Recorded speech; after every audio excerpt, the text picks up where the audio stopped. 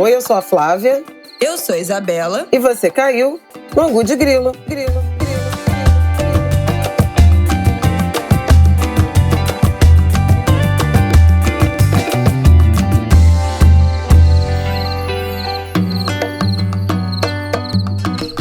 Oi, gente! Boa terça-feira pra vocês. Tudo bem? Como vocês estão? Como você está, Flávia Oliveira?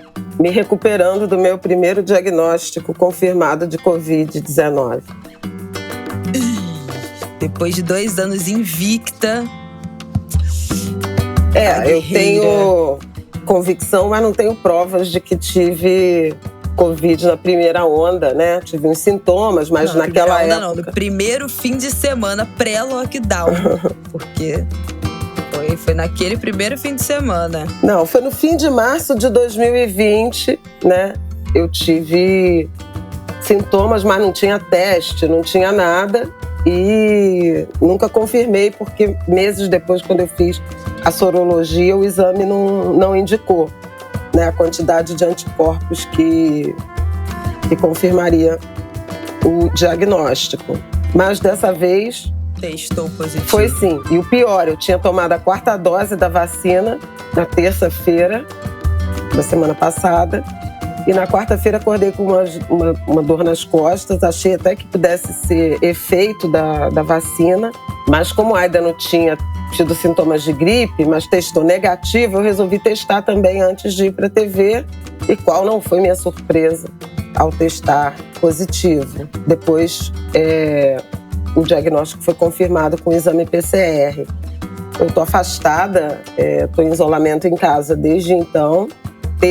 Essa terça, dia que vocês estão ouvindo isso, Angulers, deve ser meu último dia de isolamento. No fim de semana eu ainda testei positivo e tive vários sintomas chatinhos, assim. Ainda estou com a voz ruim, né? Mas perdi o olfato, coisa que eu nem sabia que ainda tinha na Covid. Tá irregular meu olfato, tive muita dor nas costas, ainda acordo com um pouco de dor nas costas. Não tive febre, mas tive tosse, coriza, espirro, dor nas costas, uma dormência na ponta dos dedos. Nossa, eu tive muito isso na minha segunda Covid. Enfim, foi bem chatinho, mas o Aida não testou negativo, a gente tá afastado em casa. Isabela, Martin, Rafael, graças a Deus. Viva a vacina, porque, enfim, tem uma teoria também de que você ainda não estava transmitindo quando a gente se encontrou. Talvez já tivesse pego, mas ainda não estava, né? Estava no período de incubação. Mas a gente se encontrou sexta, sábado, domingo, segunda. Ficou 4 dias seguidos, né? Direto, praticamente, dia e noite. E aí, na quarta, quando você teve, na terça, né? Que você já acordou com um pigarro e tal. E na quarta, quando testou positivo, eu falei, gente, não vai dar pra me livrar. Porque a gente tinha ficado muito tempo juntas. Mas, viva a vacina sim, passamos ilesos. Eu fiz 2 testes, os 2 negativos, em intervalos diferentes. Também, Martin também testou, todos nós negativos. E é isso, né? Mas ainda tá beleza. Mas vocês também já tinham tido a Ômicron, né? Aqui em casa tivemos todas as variantes. Rafael teve em maio de 2021 a primeira onda. 2020. De 2020, depois a gente teve na segunda onda a Delta, em março de 2021. Depois tivemos agora, na virada do ano, a Ômicron. Então aqui nós temos imunidade para todas as variantes, temos testadas todas as variantes da Covid. Bom, vamos começar esse episódio? Vamos começar esse episódio. A gente está gravando remotamente, por causa do isolamento, por conta dessa situação. Protejam-se, usem máscaras, porque a proporção, né, de positividade, de casos positivos, casos confirmados entre os testes, ela aumentou bastante. E a previsão dos especialistas é que essa semana e a próxima sejam ainda semanas de transmissão alta. Tem muita gente com Covid, nossa, muita gente. Mas eu tô achando curioso que várias pessoas que pegaram agora são pessoas que nunca tinham pego. A maioria das pessoas que eu tô vendo eram pessoas que não tinham pego em nenhum momento, né? Não tinham nunca tido um teste positivo, ou se pegaram foram assintomáticas. Mas várias pessoas que nunca tinham pego Covid estão pegando agora.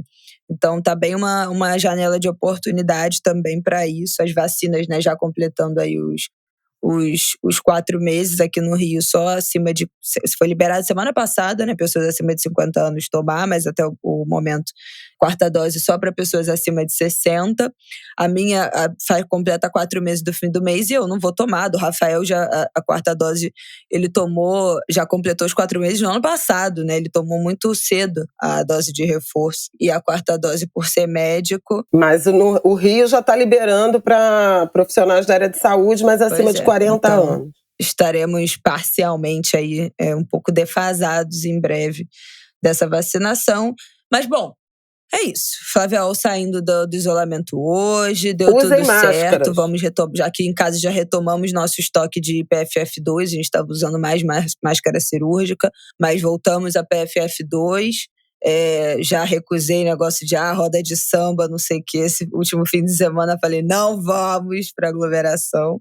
Então já estamos pensando aí, dando alguns passos atrás. Vamos abrir esse episódio falando do caso que a gente sinalizou na semana passada que ia tomar o noticiário nos dias seguintes, né? O caso do Dom Phillips e do Bruno Pereira, o indigenista e o jornalista que estavam naquele momento em que a gente gravou, né, na segunda-feira da semana passada, desaparecidos na Amazônia. Seguem desaparecidos, a gente vai atualizar aqui no primeiro bloco como é que anda essa história. No segundo bloco, a gente vai fazer um apanhado rápido dos novos dados que saíram sobre a fome no Brasil. Aumentou a quantidade de pessoas em insegurança alimentar e de pessoas passando fome. Vamos passar também com o evento que teve na semana passada, falando sobre o evento da semana passada de lançamento de candidaturas negras pela Coalizão Negra por Direitos. Vamos passar sobre o mico que foi o Bolsonaro pedindo ajuda para o Biden para se eleger. Gente, pelo amor de Deus. E no nosso último bloco de indicação, teremos um papo, uma entrevista, uma troca de áudios com Joel Zito Araújo, um dos maiores cineastas brasileiros, falando sobre a série PCC da HBO Max. Não é uma publicidade, a gente assistiu a série e é muito boa e resolvemos trazer para cá. Então, vamos que vamos.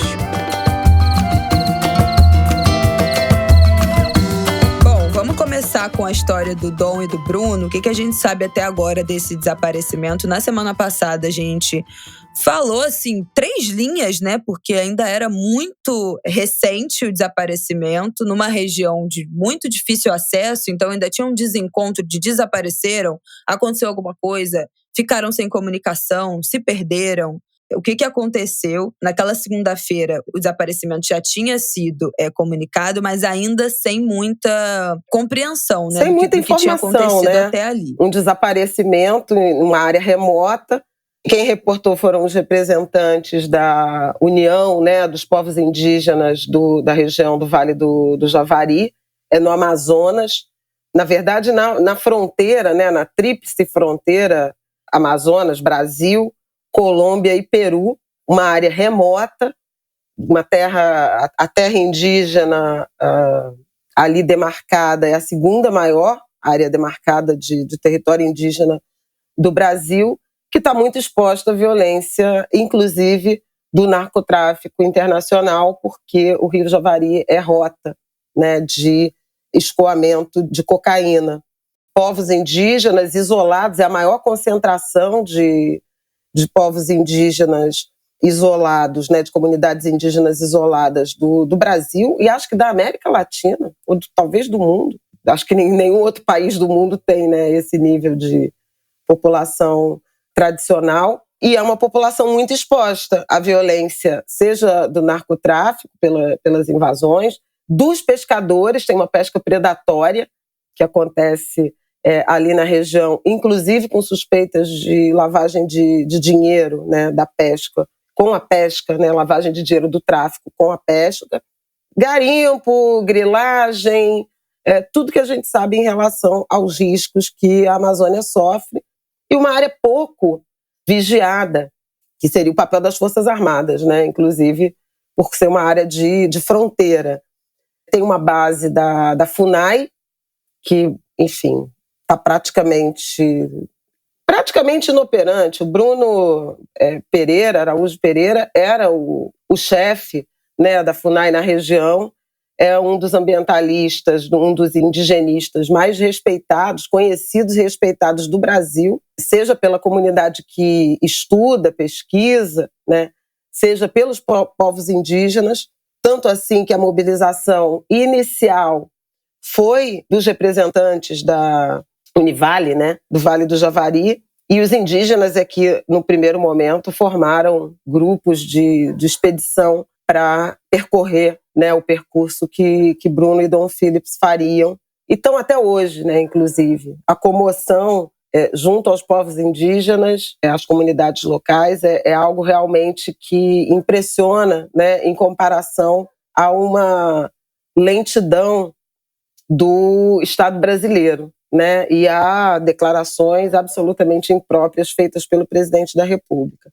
O Dom Phillips era um jornalista de origem britânica, radicado no Brasil. Ele mora em Salvador, casado com uma brasileira, e tem uma história, né, de trabalho dedicado a essa cobertura da Amazônia e aos riscos, né, porque passam os povos indígenas. Ele e o Bruno já se conheciam desde 2018, quando fizeram uma expedição juntos, e o Dom Phillips foi à Amazônia mais uma vez para entrevistar indígenas, comunidades locais, para um livro que ele estava escrevendo sobre a Amazônia. Já tinha 4 capítulos escritos.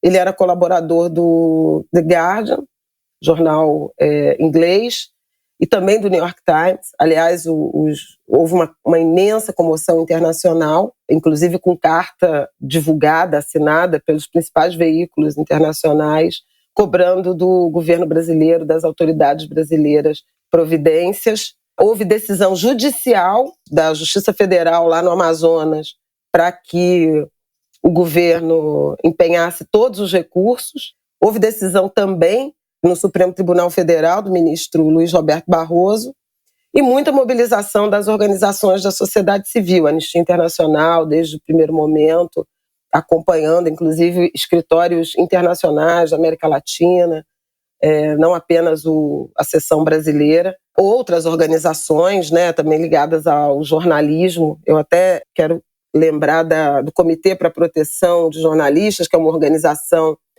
que atua na defesa desde 1992. Essa organização acompanha a situação de jornalistas assassinados, desaparecidos e presos no mundo. Desde 1992, quando essa organização faz acompanhamento, são pelo menos 59 jornalistas mortos no Brasil. Esse ano já são 37 jornalistas mortos no mundo. Hoje a área de maior risco, né, para o exercício profissional é a guerra da Ucrânia, mas tirando isso, a América Latina está sendo a região mais letal para jornalistas. Já são, segundo essa organização, 10 jornalistas mortos no México, 3 no Haiti, uma jornalista no Chile. São 65 jornalistas tidos como desaparecidos no mundo, 15 no México. A gente sabe que o México é um território também conflagrado por conta do tráfico internacional de drogas. E no Brasil, acho que eu já mencionei, né, foram 59. Há uma mobilização grande também das organizações que representam a imprensa, né, os jornalistas, por cobrança por justiça. Isso entrou também no discurso da Michelle Bachelet, ex-presidente do Chile e alta comissária de Direitos Humanos da ONU, da Organização das Nações Unidas. Ela fez uma fala se dizendo alarmada com as ameaças crescentes ambientalistas e indígenas no Brasil. O Brasil é uma terra, né, de extrema violência contra defensores de direitos humanos, no campo, na cidade, né, mas sobretudo no campo. E o ambiente também para o exercício profissional do jornalismo é crescentemente violento. Não necessariamente uma violência homicida, embora ela também alcance, Mas todo tipo de ataque, agressão, ameaça, perseguição em redes sociais, a gente já falou sobre isso. É muito triste tudo que está acontecendo, ninguém mais tem esperança de encontrar o Bruno e o Dom vivos. No domingo, as buscas levaram à recuperação de uma mochila de roupas, de peças de roupas e um computador que pertenciam a Bruno e a Dom. E as famílias estão sem esperança. É um ambiente de muita tristeza, né? Durante essa semana, um homem foi preso, suspeito de ter algum tipo de envolvimento com esse desaparecimento. Amarildo da Costa de Oliveira, de 41 anos, conhecido como Pelado, foi avistado por ribeirinhos passando no rio logo depois da embarcação do Bruno e do Dom. No barco, na lancha dele, foi encontrado vestígios de sangue, que ainda está em análise para entender se é sangue humano, se é sangue animal, enfim. Ele teve prisão temporária decretada, né, por 30 dias, foi preso e teve a prisão convertida depois de acharem esse vestígio de sangue. E tem denúncia de familiares dele de que ele foi torturado com afogamento e uso de spray de pimenta durante a prisão para que fosse retirado dele algum tipo de confissão ou envolvimento com esse crime. Hoje, na manhã dessa segunda-feira, muitas informações desencontradas sobre ter ou não sido encontrado os corpos, né, do Bruno e do Dom. A esposa do Dom diz que foi avisada pela embaixada de que teria sido encontrado o corpo deles dois. A Polícia Federal diz que foi encontrado material biológico. Não foi exatamente essa expressão, mas assim, que não teriam sido 2 corpos a serem encontrados, mas que era necessário passar por perícia e avaliação para saber se pertencia mesmo a Dom e Bruno. Essa informação desencontrada diria que os corpos estavam amarrados numa árvore. Mas enfim, até o momento, a gente está gravando agora 1h12 da segunda-feira. Essa versão foi desmentida pela Polícia Federal, pelo governo brasileiro e também pela Associação Indígena para a Univaja, que está atuando nas buscas. Também desmentiram essa informação de que os corpos teriam sido encontrados. É difícil, né, saber assim, essas versões, mas a União dos Povos Indígenas do Vale do Javari informou às 8 da manhã, né, 10 horas no horário de Brasília, que não era verdadeira a informação dos corpos encontrados. Então, não teve morte oficializada. A Embaixada Britânica voltou atrás, diz que não pode comentar o assunto. O Bolsonaro esteve na CBN de Recife, falou sobre o caso, disse que os indícios encontrados levam a crer que, abre aspas, fizeram alguma maldade com os dois. Depois de já ter dito, nessa semana que passou, que eles estavam indo fazer uma aventura. Enfim, declarações... Era uma aventura não recomendável, uma declaração absolutamente infeliz sobre o trabalho de 2 profissionais. Aquilo, mais do que já sabemos. Teve protesto, né? Indígenas protestaram em Atalaia do Norte, o município onde eles desapareceram, em solidariedade à família, né? E contra essas declarações do Bolsonaro e a falta de atuação do Ministério da Justiça, e aí citado, pedindo a saída do Bolsonaro e do ministro da Justiça, Anderson Torres, citados nesses protestos encabeçados pela população indígena de Atalaia do Norte. E aí as últimas informações são essas. A última informação é a desse protesto que aconteceu e que a Univaja, a União dos Povos Indígenas, afirmou ter encontrado uma nova embarcação nessa área de busca, em que eles estão, que delimitaram, né, de ser a área de busca pelo Bruno e pelo Dom. Foi encontrada no sábado essa embarcação, e que a propriedade da embarcação ainda precisava ser confirmada pelos responsáveis da investigação, mas que, enfim, foi sinalizada uma nova embarcação que precisa passar por avaliação, perícia e tal. Mas é muito triste, gente, é muito triste, porque a sensação é que a gente está correndo em volta do próprio rabo. A gente fala isso muito aqui, né, que a gente está vivendo um replay, que tudo isso poderia ter sido evitado, que tudo isso é fruto de uma série de denúncias de violações que a gente já tem feito há anos, né? A gente falou aqui, tem 2 ou 3 episódios sobre o povo Yanomami, a invasão a questão com os garimpeiros, que já vem lá desde 2018, que já tem uma decisão que os garimpeiros sejam retirados da terra indígena Yanomami desde 2020, que não é cumprida essa decisão. Então a gente está falando de violação de direito dos povos indígenas, do espaço, de invasão dessas terras já há muitos anos. Já tem sido alertado há muitos anos, né, que a gente está chegando no limite. E tá mesmo. A gente nem falou disso aqui, mas aconteceu… Tem mais ou menos 1 mês e meio, talvez 2 meses, que uma jornalista da Al Jazeera foi assassinada, foi abatida durante enfim, né, mais um confronto entre forças palestinas e o exército israelense. E sempre houve um acordo de paz, de que jornalistas são identificados, né, com colete de jornalistas, sempre, em qualquer conflito. Tem que ter identificação, capacete, colete com identificação de jornalistas que são forças neutras, assim como pessoas que estão em ação humanitária, assim como médico, assim como a Cruz Vermelha, todos são sinalizados como atuação neutra e, assim, protegidas, né? Em acordos de guerra, os jornalistas e as forças humanitárias são protegidas, não podem ser abatidas, não podem ser mortos sob nenhuma condição. E esses acordos não existem mais, né? Foram absolutamente esgarçados. Ainda mais nesse contexto em que a gente vive aqui no Brasil, não há nenhum tipo de acordo, não é um conflito declarado, né? Não é um conflito de 2 lados, né? É um lado cometendo genocídio, apropriação de terra, invasão, sequestro.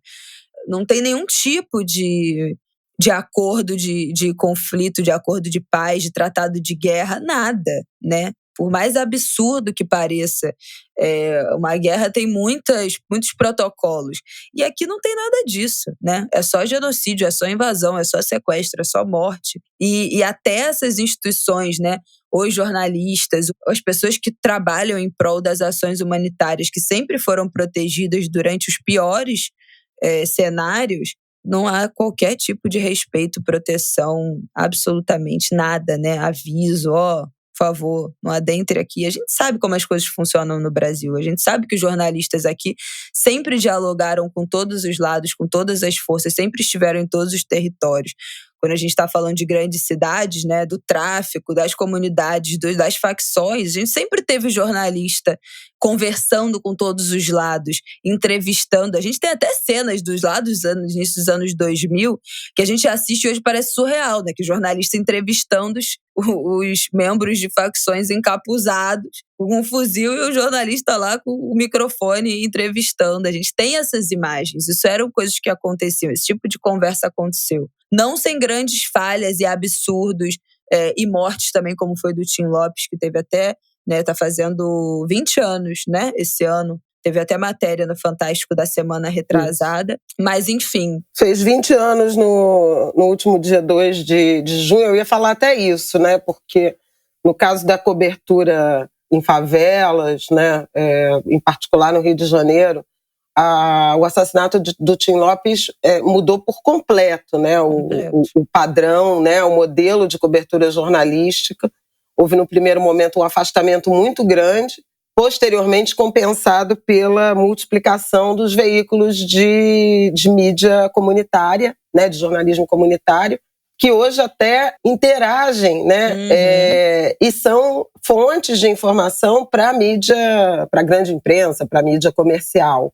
Hoje há uma interação que não existia naquela época, que foi decorrente justamente de um abandono e do que eu gosto de chamar de a cobertura que deveria ser de segurança pública, que se tornou essencialmente uma cobertura policial, né? Com a versão das polícias. Total. E hoje você tem um enfrentamento maior em relação a como as comunidades se sentem, o que elas denunciam, o que elas demandam, não apenas no que diz respeito à questão do domínio, né, pelos grupos civis armados, mas também outras agendas, né, de trabalho, de acesso à educação, à cultura, ao lazer, à agenda de serviços públicos.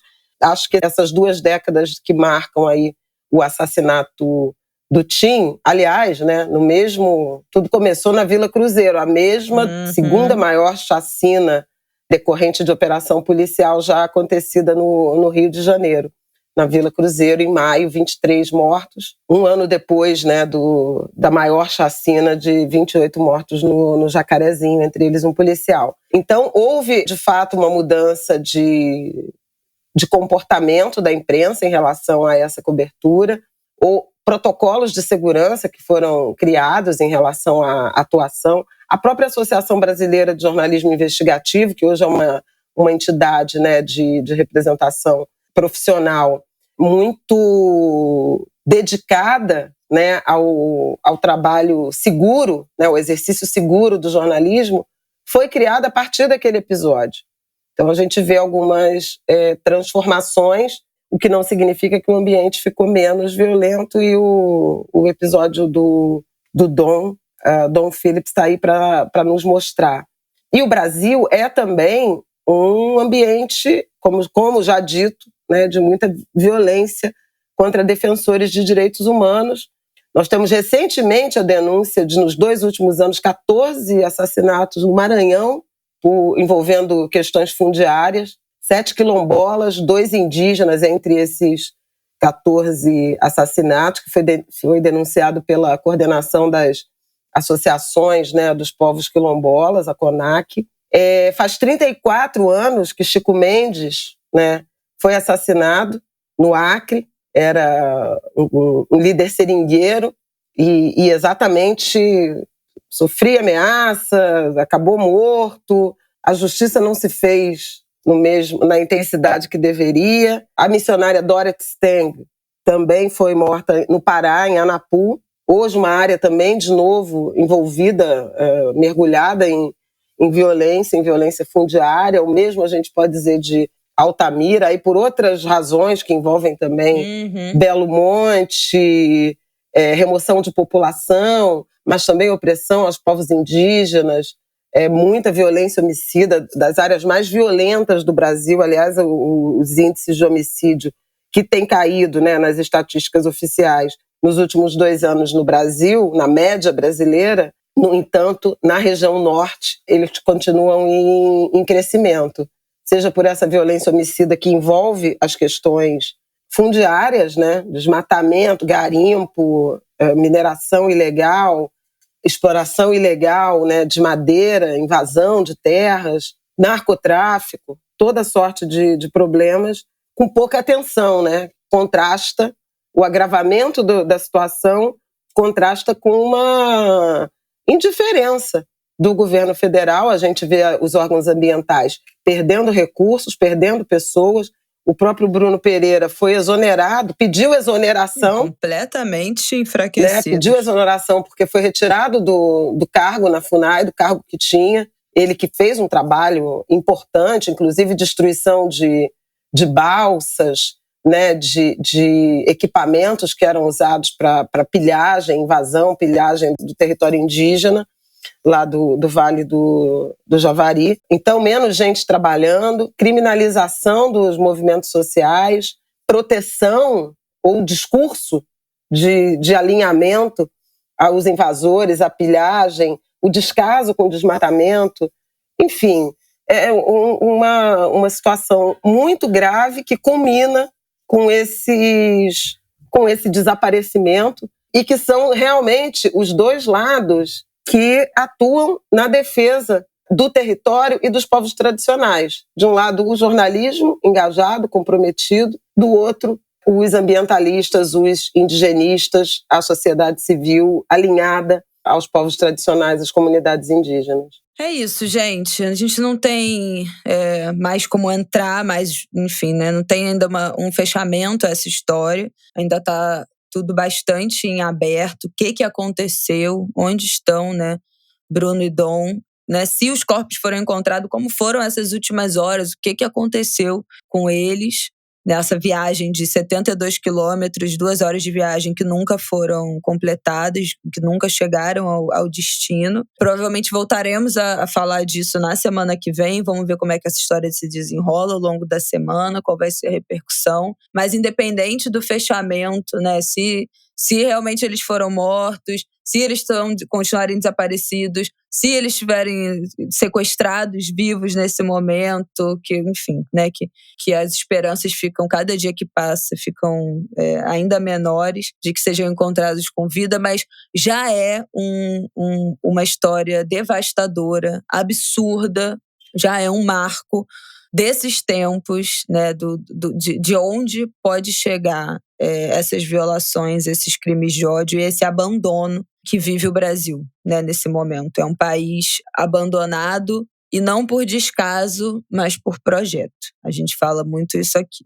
Nada do que está acontecendo é o acaso ou é uma fatalidade. É o projeto desse governo que odeia o Brasil. De novo, repito, semanalmente aqui. Odeia o Brasil e odeia os brasileiros, odeia tudo que faz parte da história, cultura, sociedade, meio ambiente, música, culto, tudo que faz parte dessa terra, eles odeiam. E eles estão ativamente trabalhando para destruir cada um dos pilares que sustentam a cultura, a história, o meio ambiente brasileiro. Então é nosso dever tentar parar essa gente. Bom, vamos para o nosso próximo bloco. É um próximo bloco que não vai ser exatamente mais leve, né? Saiu pesquisa. Eu queria começar pelo quê, Flávia? Vamos começar pelo ridículo que o Bolsonaro passou. A Casa Branca vazou, né? Ele esteve lá no encontro dos líderes da Cúpula das Américas com os líderes dos países, né, do continente americano. Nem todos os líderes, né? Porque o Joe Biden não convidou os ditadores, claro. Né? Então não convidou Cuba, não convidou Venezuela, não convidou Nicarágua. Por conta disso, o presidente do México, López Obrador, não foi. Que também disse que tinha que ser todo mundo, ninguém. O que também é uma certa hipocrisia. O Guga Chakra tem apontado isso, porque os Estados Unidos e o próprio presidente Biden dialogam com ditaduras do Oriente Médio, né? Claro! E aí fez esse veto. Mas o fato é que ele fez esse veto aqui regional. O fato é que ele convidou o Bolsonaro, fizeram realmente gestões, né? O governo americano ao governo brasileiro. O Bolsonaro foi e se disse encantado com Biden. Ai, não, ele falou isso. Não trouxe nada concreto, ele falou. Gente, impressionante assim. Como esse povo, a gente fala isso aqui, né? Não tem lealdade a ninguém. Tipo assim, cadê o trumpista? Virou governo, acabou, não. Agora o negócio é ser Biden. E o Biden, é muito engraçada a imagem. Posso dizer? Ele disse, posso dizer que estou maravilhado com Biden. Meu Deus, não tinha visto isso. Mas isso Eu adorei a imagem que viralizou. Ele disse que eles comungam da mesma percepção. Que é o Biden com o Trudeau, né, o primeiro-ministro do Canadá. Eles assim, pertinho, um do ladinho do outro. Aí é o Biden com quem é a outra pessoa? Gabriel Boric, do Chile, quase abraçados. Do Chile. Também, tipo assim, grudados. Não, com o Boric, eles estão, tipo assim, cadeira com cadeira. Aí com o Trudeau tem uma mesinha, assim, entre eles, mas eles estão super próximos. Com o Bolsonaro tem, tipo assim, 5 metros de distância entre um e outro. Tem uma mesa, tem um espaço. Eles estão sentados em extremos, assim. Ai, meu Deus do céu, persona não grata. Não queriam ser os párias, estão sendo. Enfim.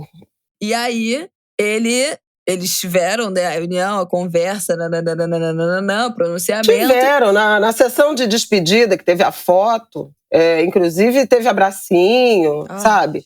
Foi bem cordial. Mas a Casa Branca vazou para Bloomberg, a agência Bloomberg, que o Bolsonaro pediu ajuda aos Estados Unidos para se reeleger. E a nossa correspondente, Angu de Grilo, nossa correspondente Raquel Grahenburg da Globo News, confirmou fontes da Casa Branca que houve de fato essa conversa. O povo do Palácio do Planalto está furioso com isso, dizendo que é especulação. E a notícia fala que o Biden mudou de assunto na hora, tipo assim. Ele disse que o Bolsonaro disse ao Biden que os planos do Lula vão contra os interesses dos americanos.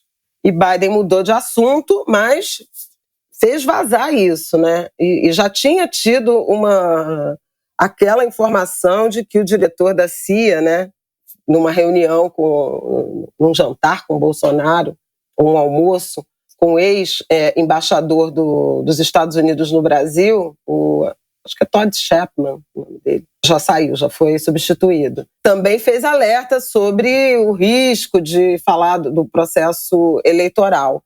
Enfim, o Bolsonaro voltou a atacar o Supremo Tribunal Federal, o Bolsonaro saiu da reunião da cúpula que foi em Los Angeles e foi para Orlando e esteve no mesmo lugar que o Alan dos Santos, que é o blogueiro, né? Inacreditável. Foragido com prisão decretada pelo Supremo Tribunal Federal. Então, assim, esse ambiente tensionado... Fazendo motociata em Orlando. Motociata em Orlando, de capacete, né? Aliás... que lá não é essa esculhambação, né, Bolsonaro? Então, enfim, o ambiente de deterioração institucional brasileiro continua. O ministro da Defesa mandou uma carta para o Supremo Tribunal Federal, para o Tribunal Superior Eleitoral, dizendo que as Forças Armadas foram negligenciadas no processo eleitoral, reivindicando mais informações, que as sugestões sejam feitas pelas Forças Armadas ao processo eleitoral sejam acolhidas, e auditoria de urna. Retomou aquela história que estava lá em maio, né, e que obrigou, inclusive, o ministro Fachin, que é o atual presidente do Tribunal Superior Eleitoral, a se pronunciar publicamente sobre o prazo que os envolvidos, né, que os interessados teriam para oferecer sugestões para as eleições de 2022. Ele se esgotou em dezembro do ano passado e as Forças Armadas só mandaram agora, né? Enfim, é esse ambiente de muito desgaste institucional, ainda de ataque pelo presidente, pelo seu grupo, ao sistema eleitoral. Agora também, aparentemente, o Bolsonaro, o Palácio Planalto nega, mas aparentemente foi levado ao presidente dos Estados Unidos a intenção de se manter no cargo, de interferir nas eleições para que Bolsonaro seja eleito e Lula não. É muito impressionante isso. Gente, é surreal. E vamos já para o nosso próximo pequeno pop-up aqui nesse nosso segundo bloco. Ano passado eu lembro que a gente... O quê? Vamos emendar, já que a gente está falando de eleição, vamos emendar com a coalizão. E depois a gente fala da fome, faz da fome um bloquinho. Peraí. Introduz aí. Foi o lançamento da... Peraí. Bom, então seguindo nossa aba aqui política dentro desse segundo bloco, para a gente falar que na semana passada, na segunda-feira, teve o evento da Coalizão Negra por Direitos, de lançamento da iniciativa Quilombo nos Parlamentos, que é para fortalecer, apoiar, dar visibilidade para as candidaturas de pessoas negras que vão disputar vaga nas próximas eleições. Foram mais de 100 pré-candidaturas, né, que foram apresentadas nesse evento da semana passada para cargos no Congresso e nas Assembleias Legislativas, com participação de candidatos de diversos partidos, PT, PSOL, PCdoB, PT, PSOL, PCdoB, várias lideranças do movimento negro. Basicamente, né, a gente está falando de candidaturas, né, de legendas do campo da esquerda, centro-esquerda, né? Claro. Veja, são candidaturas comprometidas com o que a coalizão negra tem defendido, enfim, em termos de inclusão, de propostas de política pública, de modelo de desenvolvimento, né, de enfrentamento às desigualdades, aos problemas brasileiros, sob uma ótica mais de centro-esquerda e esquerda, né?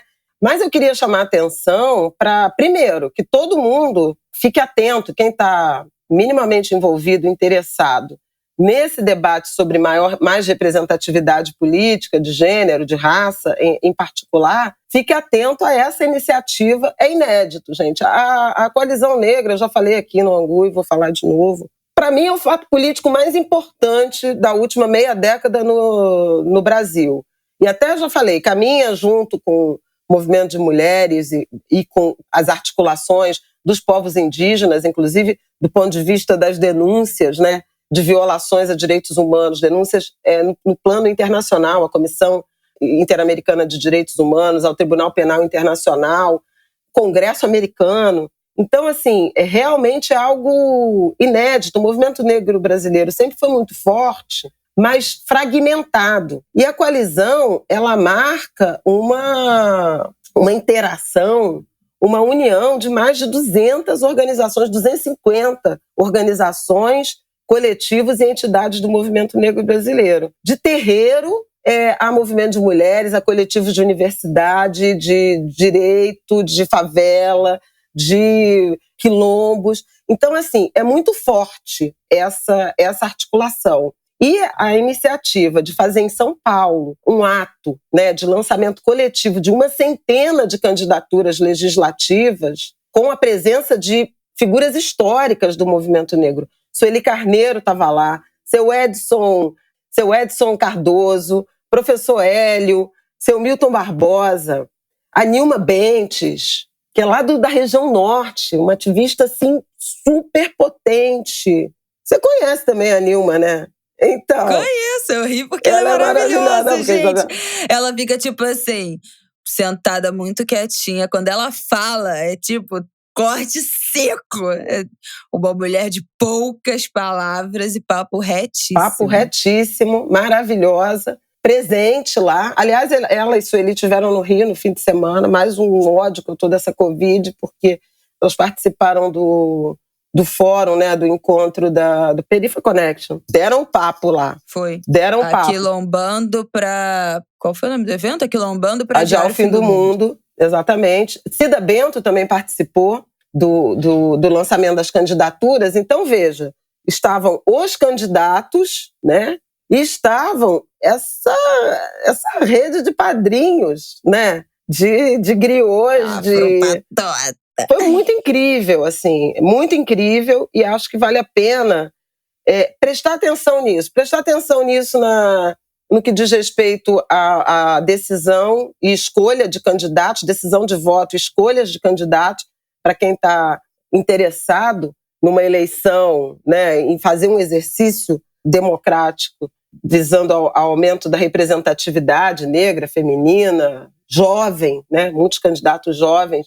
Então, nessa mudança desse panorama muito, enfim, embolorado, né, da liderança, da representação política, mas vale a pena também para quem está interessado em observar os fenômenos, os movimentos políticos do Brasil, porque a coalizão negra é uma coisa muito importante. Importante como foi a Frente Negra brasileira, lá praticamente nas primeiras décadas do século XX, como foi o Movimento Negro Unificado, que ainda existe, a fundação, né, a partir dos anos 70, como foi e são Guelé 10, com 34 anos de existência, Crioula, com 30 anos de existência, CERT da Cida Bento, com 32 anos, 31 ou 32 anos de existência. No fronte mais recente, o que a gente percebe é a força da coalizão, e não sem tensões, porrada come, é natural, né, no debate político.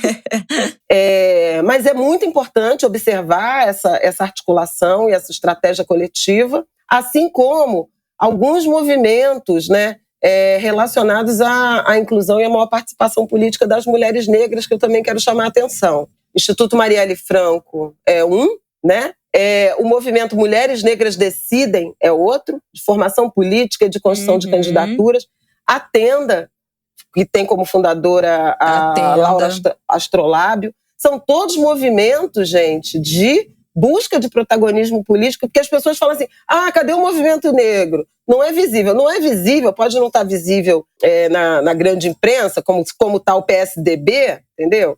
Mas é muito mais importante que o PSDB de hoje, um partido que está completamente esfacelado, buscando uma cara. E a gente tem uma articulação política muito sólida, né, muito consistente na busca por mais representatividade, por mais expressão política. Então, fiquem de olho na Coalizão Negra por Direitos, nessas candidaturas e nessas articulações também das mulheres negras, e, em particular, na direção de criar candidaturas competitivas e capacitar mulheres negras para funções políticas. É isso, gente. Eu vou deixar essas arrobas todas que minha mãe citou aqui embaixo. Crioula, Guilha 10, da Coalizão, CERT, Atenda Mulheres Negras Decidem, vai ficar tudo aqui na nossa descrição do episódio. E a gente já falou sobre isso aqui, é muito importante. A gente está muito focado, é claro, né, na eleição para presidente, mas o legislativo é quem carrega as grandes decisões, a criação de lei, de projeto, votação. É o mais importante, é a gente escolher bem. Vai ter eleição para Senado esse ano, deputado federal, Isso. Deputado estadual, vereador não tem que ter 2020. na eleição passada. Vai ter governo, governador, tem muita coisa que a gente também bota na conta, né? Não, porque tudo é o presidente, mas que é responsabilidade do governo do estado. Então também vai ter eleição para governo do estado esse ano. Vamos ficar atentos, porque isso é extremamente importante. E é 1/3 do Senado, gente. Da forma como a nossa vida existe é local e é no legislativo. Fala, o que você fala? Não, é 1/3 do Senado, né? Cada estado esse ano vai eleger um senador. E é super importante você ter quadros, né? O senador é a representação do Estado. E o Senado tem conseguido, em alguma medida, conter alguns retrocessos que nos estão sendo impostos. É muito importante. Tem 1/3 do Senado, tem toda a Câmara, né? Nós vamos eleger todos os 513 deputados federais e todas as assembleias legislativas. Então, está na mão, né? E, sinceramente, eu acho que, assim, as pessoas progressistas, mulheres negras, homens negros, juventude, essa juventude que buscou se habilitar para votar, tem condições de fazer melhores escolhas, né, para aumentar aí para colorir, né, para emprestar diversidade ao legislativo brasileiro, que é uma lástima. Bom, eu quero só passar pelos dados aqui da pesquisa da Fome. A gente falou sobre ela no ano passado.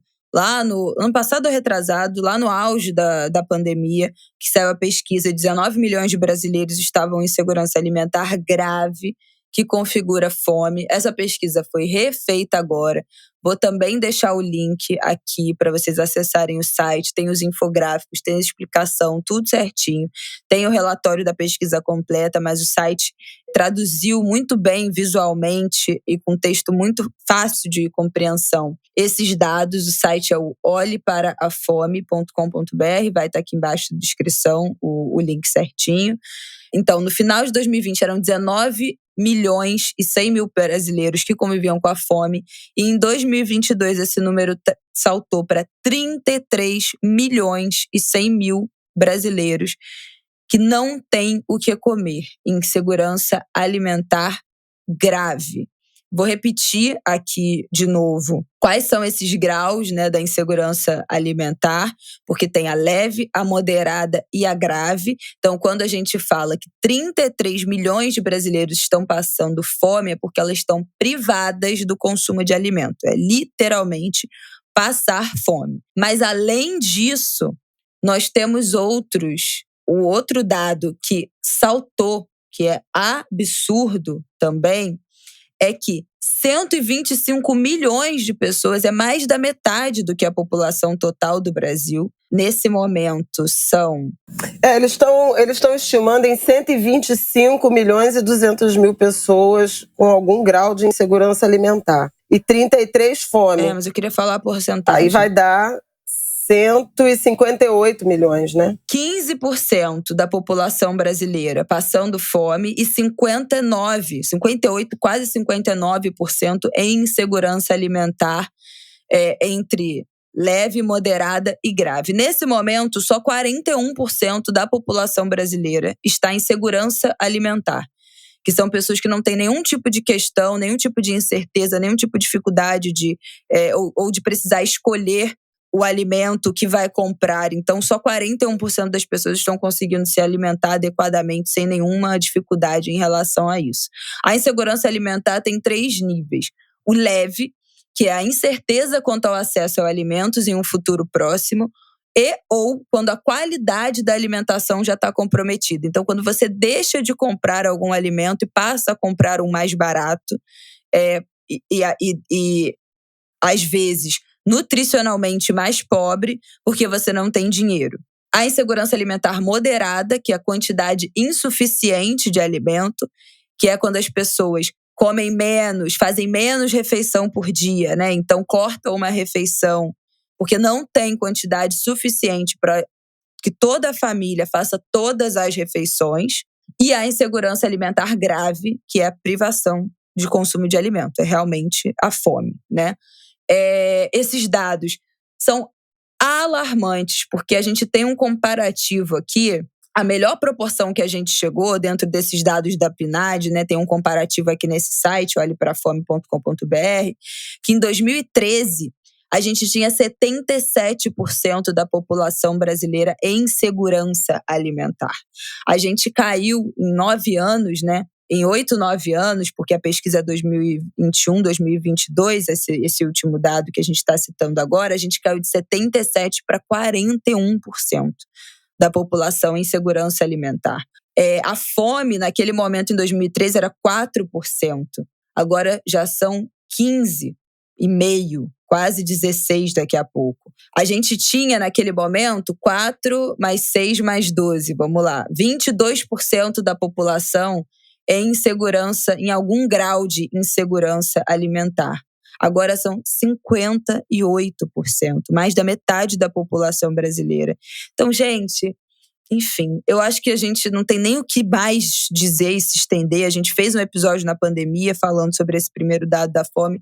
Posso até resgatar, deixar aqui na sinopse qual episódio a gente falou disso, das iniciativas, como na pandemia a sociedade civil, as organizações, as entidades foram essenciais à organização das comunidades, das mídias comunitárias, dos líderes comunitários, foi essencial para conseguir cesta básica, para distribuir esses alimentos, para fazer o cadastro no auxílio emergencial, como o auxílio foi insuficiente, como não servia, não fazia o menor sentido aquele valor para alimentar as pessoas, e como essa situação nesse tempo só se agravou. A gente já falou sobre isso tudo.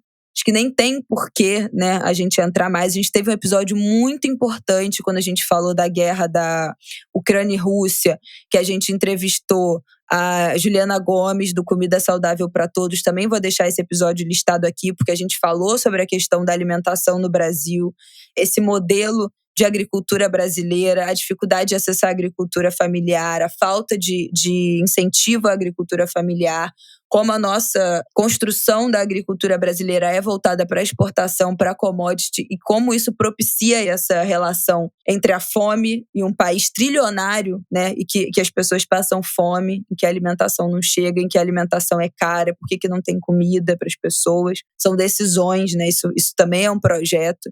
Um país trilionário que exporta comida, não ter comida para sua própria população, faz parte de um projeto de governo, de país, não só de governo, mas de país. O Brasil, a gente fala disso, né? O Brasil faz parte do projeto da construção do Brasil, ser um país que exporta comida e que a população passa fome. A gente já falou sobre tudo isso, então era mais para atualizar esse dado, e esses outros episódios de referência, esses links vão ficar todos aqui na descrição. Eu queria falar rapidamente, só para dar uma qualificada, o quão político é esse debate de fome, porque a gente acabou de falar de eleições, é preciso ter projeto em relação a isso, e o Brasil é capaz de resolver o problema da fome, como já resolveu, né? A gente voltou para os patamares, a pesquisa da Rede Pensando agora, ela nos recoloca, nos devolve ao patamar dos anos 90.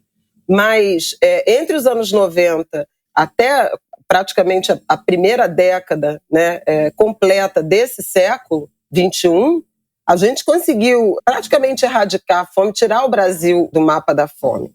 Então é possível, com política pública de transferência de renda, com modelos, né, de distribuição de alimentos, com a participação da sociedade civil, que está muito exaurida, né? As campanhas agora não estão mais arrecadando o que arrecadavam no início da pandemia. E aí, só mais duas coisas, quer dizer, esse ambiente aí a fome é o problema mais grave, e a gente está falando aí de 3 Portugais, né? de famintos. É realmente muito grave. A quantidade de pessoas em situação de fome. Mas a insegurança alimentar, em todos os níveis, ela traz riscos para o futuro, né, do país. Quando você diz que você está substituindo alimentos, porque normalmente é isso, a comida está muito cara e a alimentação é dos itens que mais tem subido, né, na inflação, a comida está muito cara, então você substitui. Você substitui uma proteína por outra, carne por frango, sim, frango por porco, porco por ovo, ou tudo isso por proteínas, alimentos industrializados, salsicha, linguiça, que tem valor nutritivo muito menor, miojo, macarrão, né? O feijão e o arroz pelo macarrão. Tudo isso tem implicações na saúde, principalmente de crianças e jovens, né, no longo prazo. A qualidade da alimentação também é sinônimo de saúde, de não ter doenças crônicas, de não estar sujeito a hipertensão, diabetes, doenças coronarianas, câncer, eventualmente, pelo excesso de comida industrializada, com corante, com elementos químicos. A própria produção agrícola com defensivos ou agrotóxicos também vai ter essas consequências. Então, esse é um ponto. Capacidade de aprendizagem das crianças, capacidade de produtividade dos adultos. Outra dimensão da insegurança alimentar moderada é, como a Isabela já mencionou, você suprimir algumas refeições, então toma café e almoça, mas não janta, almoça e toma um lanche e não toma café, ou adultos que deixam de comer para alimentar os filhos. E isso também tem implicações na saúde mental, na saúde física, na produtividade. Então, assim, são várias consequências muito dramáticas. E chamar atenção para a pesquisa que está falando, a gente falou muito desse estoque, mas a fome no Brasil, ela está mapeada, né? E a gente está falando de condições muito mais severas no Norte e Nordeste, né? 4 em cada 10 famílias da região Norte e Nordeste estão em situação de fome. 4 em cada 10 famílias no Norte e Nordeste, 3 em cada 10 do Centro-Oeste e do Sudeste relataram redução parcial ou severa no consumo de alimentos, ou seja, é mais grave no Norte e no Nordeste do que na média, né, brasileira, o que é esperado pelas condições de renda, pelas condições de vida. A gente está falando, na área rural, dos 33 milhões de famintos, a maioria está na área rural, né? 60% dos domicílios de área rural estão com situação de insegurança alimentar, 18%, quase 20% das famílias no campo em situação de fome. Então, ela é rural, ela é nordestina e é concentrada no Norte e no Nordeste, e ela é negra. 65% dos lares comandados por pessoas pretas e pardas vivem com restrição de alimentos. Na maior parte dos casos, são também mulheres e mulheres com filhos. Então, veja, a gente está falando, né, também de uma situação. 6 em cada 10 lares comandados por mulheres estão em situação de insegurança alimentar e na fome, em situação de fome, são 19%, quando a mulher é pessoa de referência. Então, é tudo combinado, né, com esse drama étnico, racial e de gênero, porque mulheres ganham menos, porque mulheres estão mais expostas ao desemprego, porque mulheres estão mais expostas à informalidade e, obviamente, vão estar mais expostas à fome, especialmente as que não têm cônjuge ou companheiro e têm filhos menores. E as famílias negras pelo mesmo motivo. E as famílias nordestinas pelo mesmo motivo. E aí a gente fecha o ciclo para entender por que nas pesquisas eleitorais a rejeição ao Bolsonaro é maior nesses grupos da população e a intenção de votos no Bolsonaro é menor nesses grupos da população. Mulheres, negros, nordestinos. É objetivo, gente. É um país que, evidentemente, piorou para esses grupos que já eram os mais vulneráveis. Então, esse debate é político e é política eleitoral sob qualquer aspecto que se analisem, porque a gente está falando de presente, né, de ter comida para viver o presente e de ter um horizonte de segurança alimentar, nutricional para estar vivo no futuro e para ter perspectiva de futuro. Tudo isso é político. É isso. Bom, vamos encerrar. Vamos para o nosso último bloco, fazendo a nossa recomendação aqui de conteúdo maravilhoso para vocês assistirem nos próximos dias. Como eu fiquei esse tempo todo de licença, né, médica, eu botei um pouco da minha literatura em dia, terminei de ler Solitária, super recomendo, o livro da Eliana Alves Cruz, é um pancadão, mas precisa ser lido. E eu vi várias séries, inclusive a 5ª temporada mas de a gente vai falar sobre apenas perdido. uma, porque esse episódio já está muito grande. A gente vai falar sobre apenas uma. Guarda para semana que vem. Mas é que eu queria falar por que eu me atualizei. Não vou nem falar dos livros, semana que vem eu volto a falar de livros. Mas é uma série espetacular de um cineasta espetacular, que é Joelzito Araújo. Eu vou fazer só antes de você falar da série, né? Vou fazer só uma memória.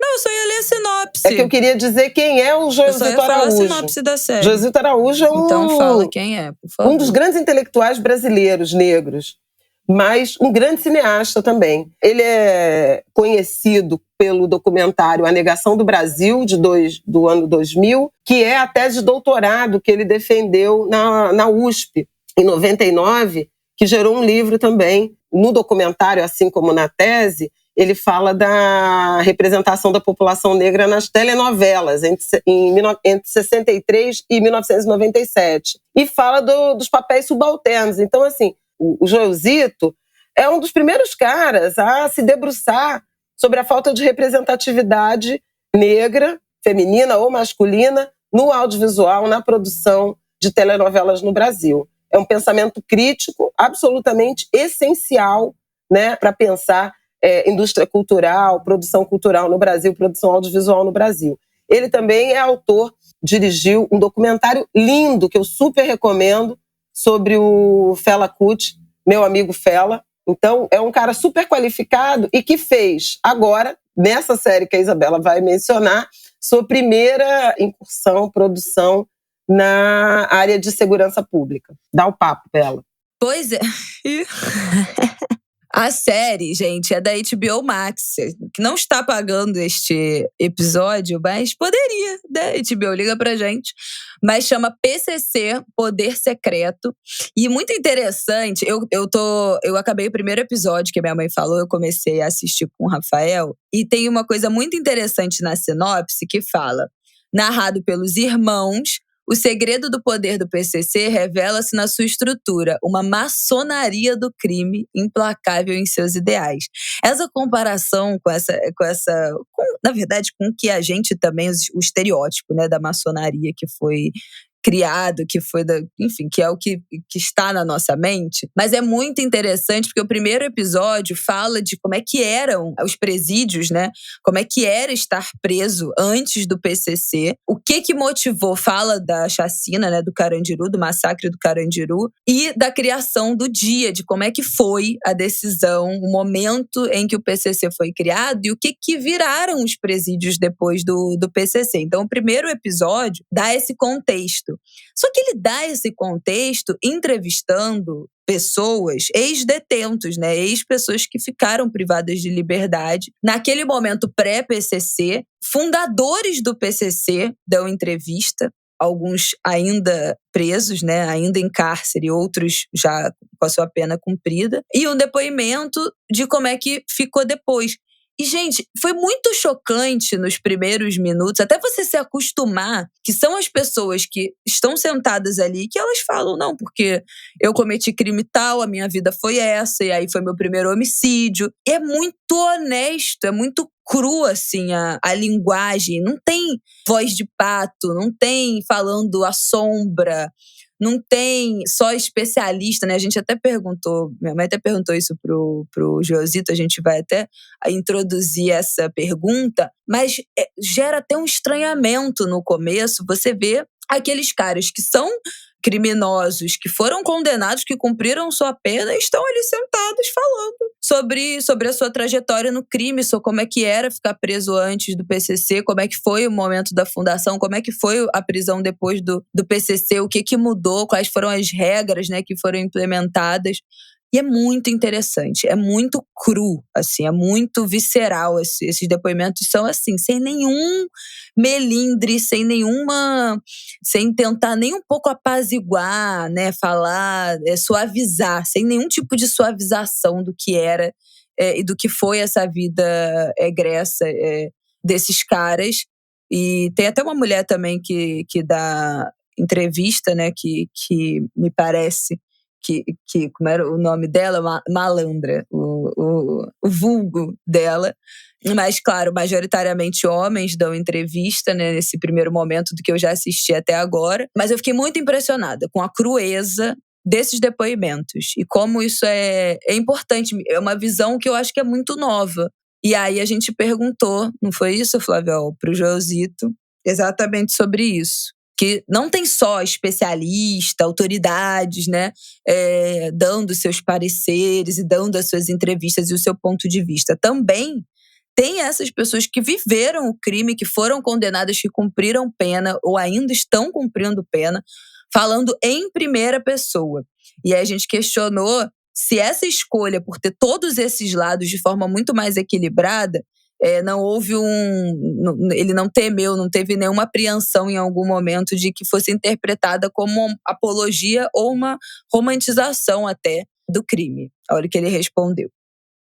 Bem, quanto a essa pergunta sobre ouvir os protagonistas da história, quer dizer, isso faz parte um pouco do meu estilo narrativo. Eu não gosto muito de documentários de especialistas. Não é que eu não faça, não é que eu não farei, né?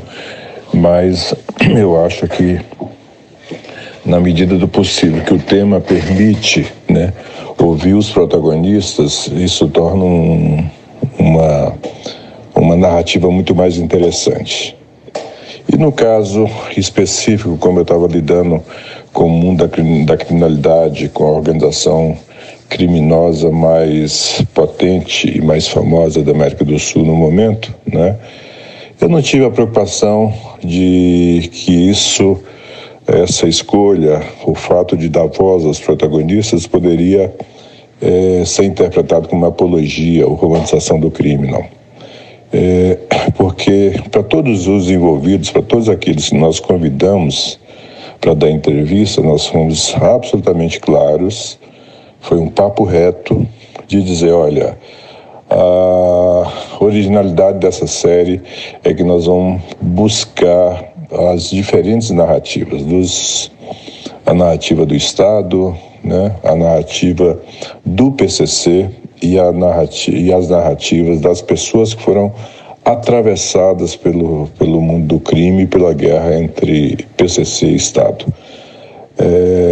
E o resultado disso é que nós queremos, no final, fazer uma série com um equilíbrio desses três lugares narrativos. É o que eu acho que nós conseguimos. Eu acho que o sucesso da série, o fato de ter ficado mais de uma semana como o programa mais visto da HBO Max no Brasil e o segundo mais visto na América Latina, eu acho que tem a ver um pouco também com esse equilíbrio narrativo.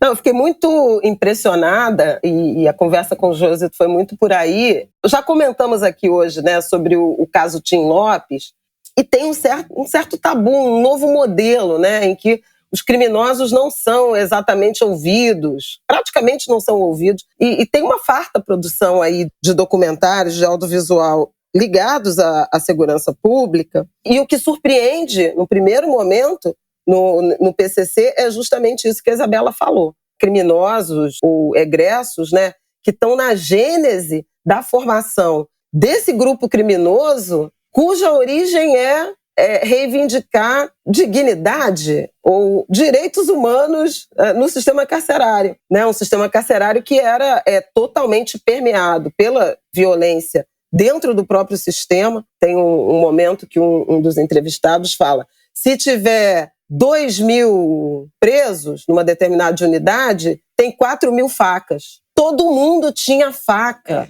É muito impressionante, assim. E, de fato, Isabela não tem idade, mas eu assisti com o Aidano e a gente lembrou de vários desses episódios. Eram massacres em cima de massacres e tal. E aí surge esse movimento, que é uma coisa de ordenar o sistema carcerário, né? E ele transborda para o varejo de drogas e depois ele transborda para o atacado. E aí vira esse PCC gigante. E tem entrevistas com autoridades, desembargadora, ex-secretários de segurança. A pesquisa é muito sofisticada, tem muita imagem, né, de episódios seguidos, entrevistas com autoridades, que aparecem, né, entrevistas da época com autoridades, inclusive Geraldo Alckmin, que era governador de São Paulo, nos momentos mais dramáticos, né, desse...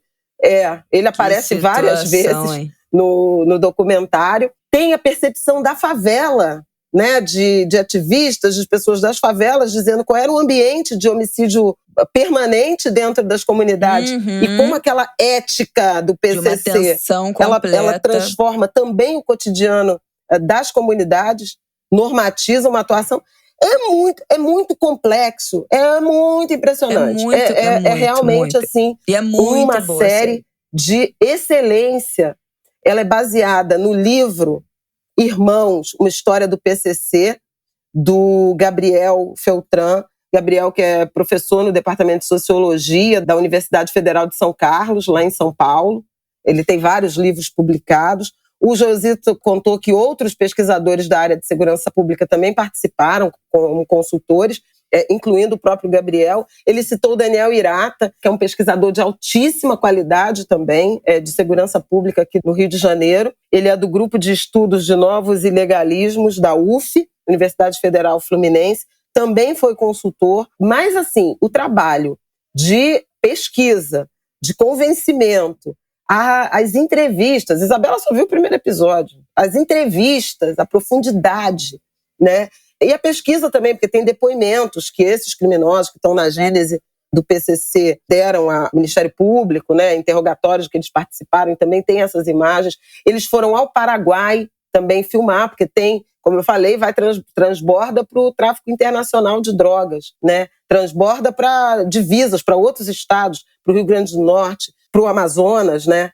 Para o norte do Brasil. Então, realmente é um trabalho muito importante, muito bem feito, muito bem dirigido, muito bem editado, né, de muita qualidade, e que tem uma trilha sonora, que aí vou deixar também a Isabela falar. Pois é, uma trilha sonora que é basicamente... Bom, até esse momento em que eu vi que é esse primeiro episódio, tem a trilha é dos Racionais, mas não é só uma trilha.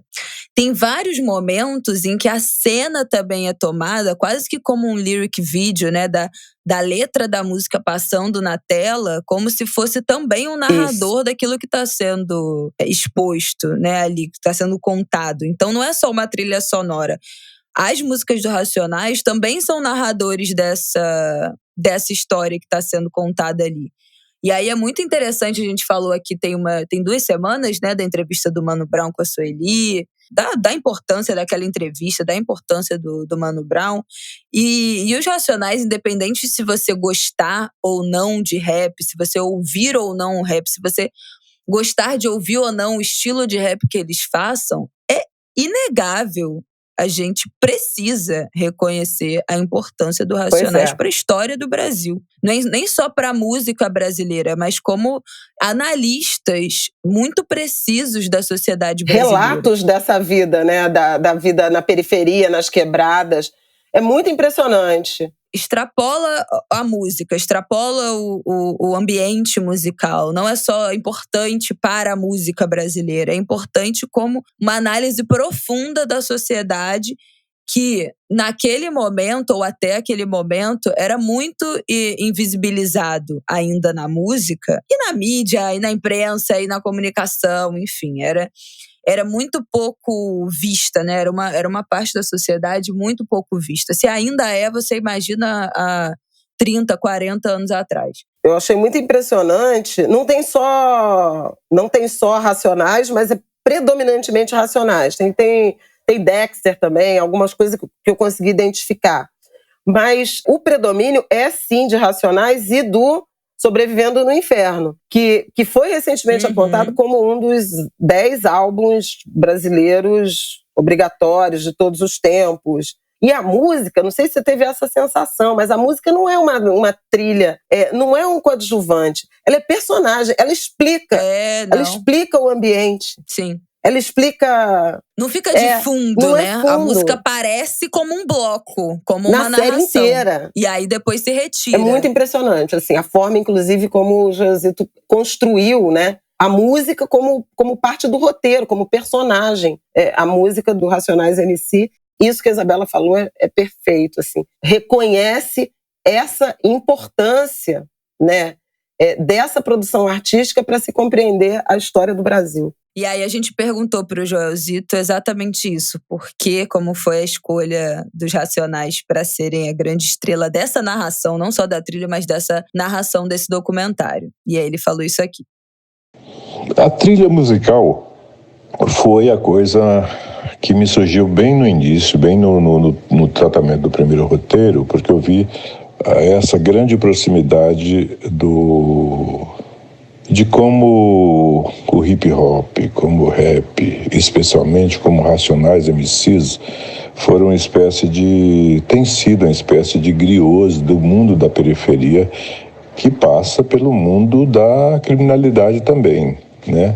Eles são observadores, fazem um grande relato muito interessante. Tem uns mais encantados com isso, outros mais críticos, né? Mas são griots dessas narrativas. E eu percebi que, portanto, as letras dessas músicas ajudavam muito a compreender a narrativa e a compreender o olhar do jovem da periferia. O que tem muito a ver com o documentário anterior, Meu Amigo Fela, em que a gente se encanta com aquela música hipnótica que é a música do Fela, mas se você não tem acesso à letra tão política do Fela, você não está compreendendo o que ele está fazendo, né? E eu vi, portanto, que o hip hop, né, e que essa trilha aí desses álbuns todos, especialmente do Racionais, né, ajudava a trazer esse clima, ajudava a trazer essa imersão, inclusive um ponto de vista, digamos, mais jovem, né, de um mundo que é muito jovem. O mundo da criminalidade é muito jovem, né, de modo geral, nas periferias urbanas. É isso, gente. Assim, independente de se você que tá ouvindo a gente for um ouvinte, amante de rap nacional, tem que conhecer, pega aí, abre aí letras.musica.terra, o Vagalume, sei lá o que for. Gente, já foi citado. Rafael tá aqui do meu lado mostrando, porque o Sobrevivendo no Inferno virou livro também. Então é uma edição escrita em livro com as letras das músicas. Então é isso, assim. Pega a letra e lê. Porque essa letra conta uma história, é uma análise sociológica, socioeconômica, antropológica desses territórios. Então, para além de você ouvir a música, se você não curte a batida, se você não curte o estilo musical, leia a letra, porque a letra diz muito, vai te dizer tudo sobre esse tempo, sobre aquele momento, e assista a série porque, gente, é muito bom.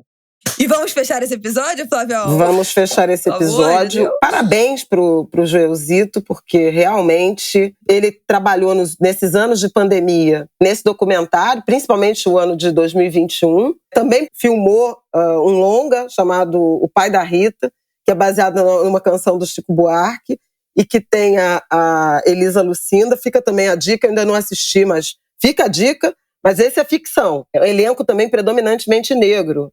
Agora, essa série realmente é um negócio muito sério, que vale muito a pena. E a gente passa a compreender muito do Brasil, sabe? Como a gênese de hoje, um dos maiores grupos criminosos, né, do país, ela se dá a partir das violações, das más condições, da total incapacidade do Estado em garantir a ressocialização da sua população carcerária, que o Joelzito chama, em determinado momento da nossa conversa, ele falou isso, que é predominantemente preta, jovem, periférica, né? Então, também estamos falando de política, também estamos falando de modelo de segurança pública e desse encarceramento em massa, que não tem produzido nada além de mais violência, de muito luto, de muita brutalidade, de poucas perspectivas. Seguimos! É isso. Bom, gente, esse foi o nosso episódio. Eu queria agradecer. A gente recebeu muitas mensagens lá na nossa comunidade, lá do Twitter. E também por direct no Instagram, diretamente falando com a gente sobre o episódio da semana passada. As pessoas, como assim isso era um episódio mais leve? Falou que ia ser um episódio mais leve. Eu tô aqui atropelada com essa entrevista com o Renato.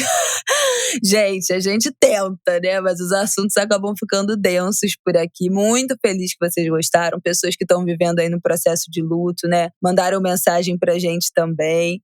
Sobre a história da homenagem de Flávia Ohl na Sertório, na escola em que ela estudou. Muita gente também ficou emocionada. A gente até recebeu uma mensagem dentro desse tema da Maria Paula Teperino, que compartilhou lá no Angu. Ela sempre comenta, sempre compartilha.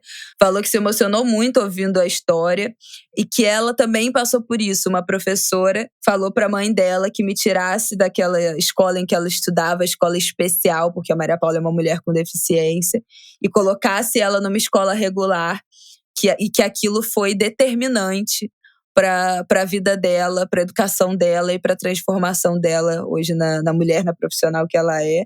Então, mais uma professora que enxergou uma aluna. E a gente teve um outro depoimento, que eu não vou me lembrar de quem é, mas eu acho que eu recebi por DM, de alguém falando, de alguma outra mulher ouvinte nossa, falando que também teve uma professora que sinalizou para a mãe que colocasse numa escola melhor, e que aquilo também foi determinante para a vida escolar, e que ela ficou pensando o que poderia ter acontecido, né, a partir do episódio, se essa professora não tivesse enxergado, e que ficou com vontade de procurar, de resgatar essa professora, essa história. Então foi um episódio que muita gente se emocionou também com essa, enfim, com essa história de alguma esperança, de devoção, dessa homenagem na escola pública, que foi realmente muito, muito legal de viver aquele dia. E agradecer pelas mensagens também em relação ao Renato. Tem até uma Anguler que eu acabei de ler aqui, que botou lá na nossa comunidade do Twitter. Deixa eu achar aqui para não ser injusta, que eu vou citá-la. Como é que eu vou citar e eu não vou referenciar, meu Deus? A Aline Queto, ela falou que no casamento dela, ela citou nos votos trechos do livro Porque Amamos, do Renato, que eu falei que é um livro que eu amo, que eu sempre recomendo. Então, gente, o negócio é bom mesmo, vai atrás, porque o Renato é excelente, a escrita dele é muito gostosa de ler, muito tranquila, incrível. E a última coisa que eu queria falar é mandar um salve para o nosso ouvinte Guilherme Almeida, que na semana passada me mandou uma DM cobrando que a gente falasse sobre o lançamento da coalizão. Eu não citei, mas eu lembrei, eu tirei print, Guilherme, de você pedindo que a gente voltasse no assunto do lançamento das pré-candidaturas da coalizão, e falamos especialmente para Guilherme Almeida. Tá aí o que você queria, Guilherme. É isso, minha gente. Até semana que vem, unidas novamente, pós-Covid de Flávia Ohl. É isso, se cuidem, relaxamos, porque tinha contexto para relaxar, mas agora vamos, né? Vamos voltar para o FF2, vamos dar uns passinhos atrás nessa nossa flexibilização, que a Covid está por aí, a solta. Se cuidem, boa semana para vocês. Até semana que vem. Beijo, beijo, minha gente.